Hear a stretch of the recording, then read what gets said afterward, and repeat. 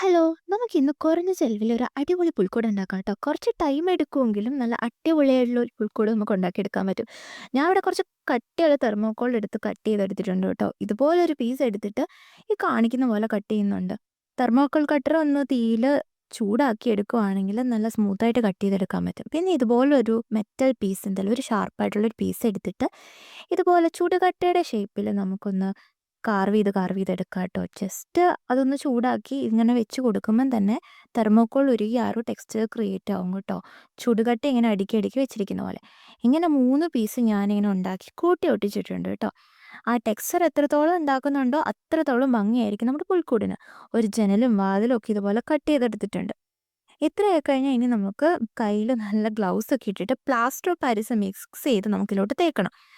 2 cup plaster of പാരീസിന് 1 cup വെള്ളം എന്ന് പറഞ്ഞ അളവിലാട്ടോ നമ്മൾ എടുക്കേണ്ടത്.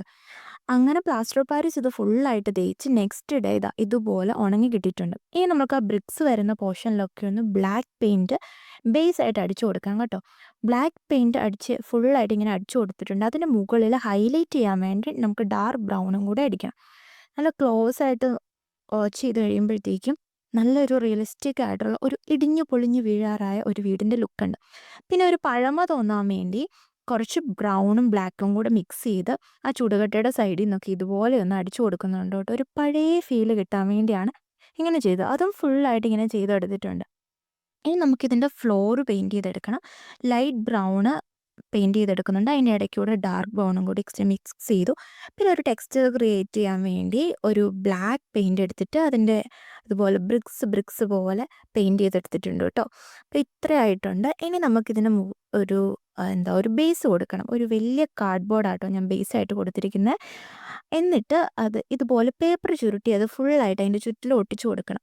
പിന്നെ ഈ ഐസ്ക്രീം സ്റ്റിക്ക് വെച്ച് ഞാൻ കുറച്ച് ഇതുപോലത്തെ ഐറ്റംസൊക്കെ ഉണ്ടാക്കിയെടുത്തിട്ടുണ്ട് കേട്ടോ. നമ്മുടെ ഈ പുൽക്കൂടിനുള്ളിൽ വെക്കാനുള്ള ഡോറ്, അതുപോലെ തന്നെ ഒരു പഴയ ഒരു പാത്രം എടുത്തിട്ട് പെയിൻറ്റ് ചെയ്ത് അതുപോലെ ആക്കി എടുത്തിട്ടുണ്ട്.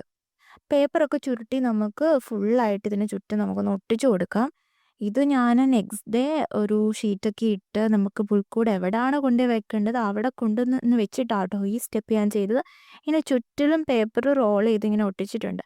അത് കഴിഞ്ഞ് നമുക്ക് പ്ലാസ്റ്റർ ഓഫ് പാരീസ് പിന്നെയും കലക്കി പഴയ എന്തെങ്കിലും ഒരു തുണി പ്ലാസ്റ്റർ ഓഫ് പാരീസിൽ മുക്കി നമുക്ക് ആ പേപ്പർ ഒട്ടിച്ചിരിക്കുന്നതിൻ്റെ മുകളിലായിട്ട് ഇതുപോലെ വെക്കണം. ഫുള്ളായിട്ട് അങ്ങനെ വെച്ച് കൊടുക്കണം കേട്ടോ. അപ്പം നമുക്കൊരു പാറക്കെട്ടിൻ്റെ ഇഫക്റ്റ് കിട്ടും.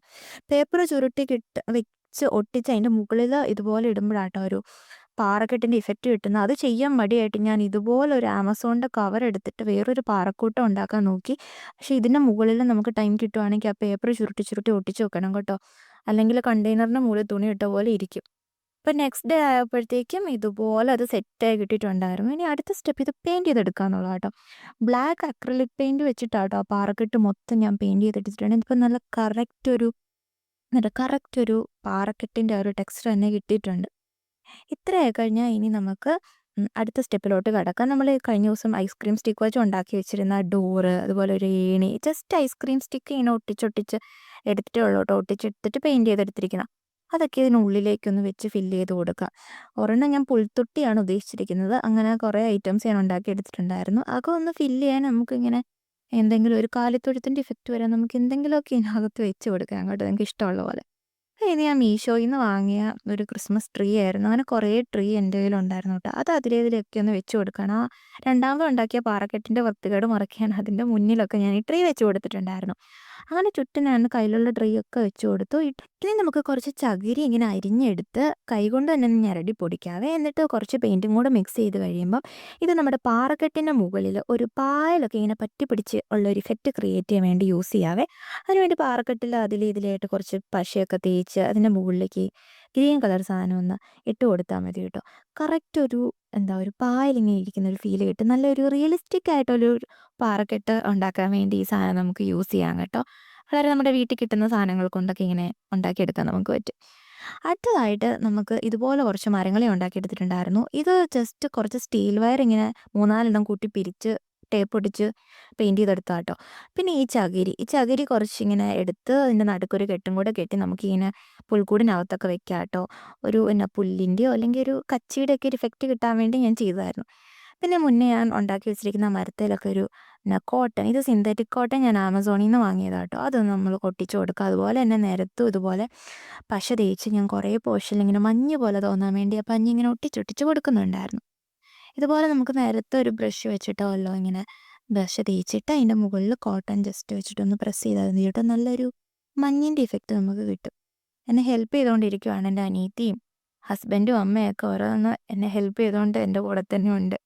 പിന്നെ ഇതുപോലെ നമുക്കൊരു വഴി പോലെ വെച്ച് കൊടുക്കാം. അതിന് വേണ്ടി കുറച്ച് ഉണ്ടക്കല്ലുകളൊക്കെ ഇങ്ങനെ ഒരു പാത്ത് പോലെ ക്രിയേറ്റ് ചെയ്ത് അതിൻ്റെ ഉള്ളിലായിട്ട് കുഞ്ഞു കുഞ്ഞു കുറേ കല്ലുകൾ ഇങ്ങനെ നിരത്തി നിരത്തി വെക്കുന്നുണ്ട്. ഫുൾ പഞ്ഞി വന്ന ഒരു ഭംഗിയില്ലാന്ന് തോന്നിയോണ്ടാട്ടോ ഇങ്ങനെ ചെയ്യുന്നത്. ആദ്യമേ വിചാരിച്ചത് ഫുള്ളായിട്ട് നമുക്ക് നിലത്ത് മൊത്തം ഇങ്ങനെ പഞ്ഞി വെച്ച് കൊടുക്കാമെന്നായിരുന്നു.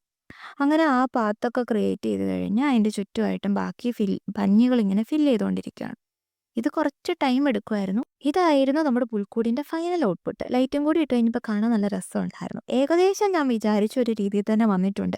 പഴയൊരു ഇടിഞ്ഞു പൊളിഞ്ഞു വീഴാറായ ഒരു പശുത്തൊഴുത്തിൻ്റെ ഇഫക്റ്റ് വന്നിട്ടുണ്ട്. എനിക്ക് ഏറ്റവും ഇഷ്ടപ്പെട്ട പോർഷൻ ഇതായിരുന്നു കേട്ടോ. ആ പശു അതിൻ്റെ ചുറ്റും ആ പുല്ലും കൂടിയൊക്കെ വന്നപ്പോൾ കറക്റ്റ് ഒരു തൊഴുത്തിലോട്ട് തന്നെ നോക്കുന്ന ഒരു ഇഫക്റ്റ് വന്നിട്ടുണ്ടായിരുന്നു. ഞാൻ ആദ്യമായിട്ടോ കേട്ടോ ഇങ്ങനെ പാറക്കെട്ടൊക്കെ പ്ലാസ്റ്റർ ഓഫ് പാരീസ് കൊണ്ടൊക്കെ ഉണ്ടാക്കി ചെയ്യുന്നത്. അതിൻ്റേതായ പോരായ്മകളുണ്ട്, എങ്കിലും ഏകദേശം ഞാൻ വിചാരിച്ച പോലെ വന്നിട്ടുണ്ട്. നമ്മുടെ മാൻകുട്ടനൊക്കെ മരത്തിനെക്കാട്ടിലും വളരെ വലുതായിരുന്നു. എന്നാലും നമുക്ക് ഉള്ളത് വെച്ച് അഡ്ജസ്റ്റ് ചെയ്യാം. ഇങ്ങനെ പുൽക്കൂടൊക്കെ ഉണ്ടാക്കുമ്പോൾ മഞ്ഞിൻ്റെ ഇഫക്റ്റൊക്കെ ഇട്ട് കഴിഞ്ഞാൽ എപ്പോഴും വാം ലൈറ്റ് ഇടുന്ന കേട്ടോ നല്ലത്. ഇതുപോലത്തെ യെല്ലോ ലൈറ്റ്സ് ഇടുന്നത് നല്ലത്. അപ്പോഴാണ് ആ വെള്ള മഞ്ഞിനിടയ്ക്ക് ലൈറ്റ് കാണാൻ നല്ല ഭംഗിയാണ്. ഇത് ഞാൻ പകലൊന്നും കൂടെ ഒരു ഷോട്ട് എടുത്തിട്ടുണ്ട്. രാത്രി കാണാനാട്ടോ എനിക്ക് കൂടുതൽ ഇഷ്ടമായത്. അപ്പം ഇന്നത്തെ വീഡിയോ ഇത്രയേ ഉള്ളൂ. വീഡിയോ ഇഷ്ടമായാൽ ലൈക്ക് ചെയ്യുക, സബ്സ്ക്രൈബ് ചെയ്യുക. Thank you, by.